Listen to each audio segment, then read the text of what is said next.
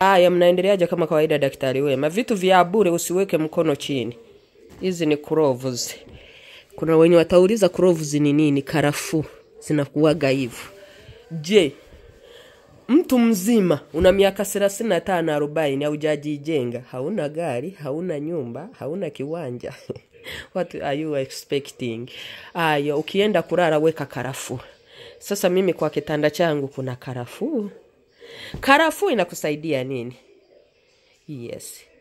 Una jambo lenye unataka pesa, unataka kujijenga. Sasa nataka nikwambie hivi. Kabla hazijafika tarehe 15. Chukua una pesa zako, una kitu chenye unataka kufanya. Kwanza weka karafuu chini ya nini? Ya pilo. Hapo kwa nini nimeleta direct kwa kitanda? Kuna wengine wenye watauliza pilo ni nini? Mto ni nini? Sasa ndio maana nimekuletea kwake. Umuoneshe direct aone.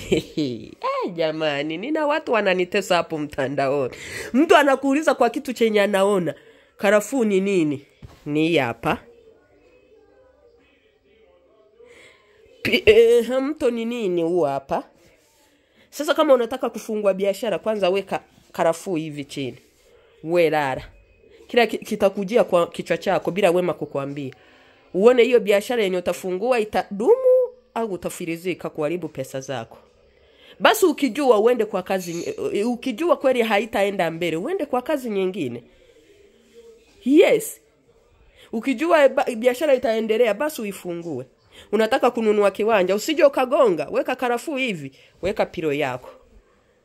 Kuna mwenye atauliza itachukua muda gani mpaka ujue chenye umenuia hapo kitimie ndio utoe hizo karafuu utupe. Nadhani kuna wenye watauliza kwa muda gani unaenda kulala. Vyote nitaviwajibu leo, hakuna maswali ya kuuliza.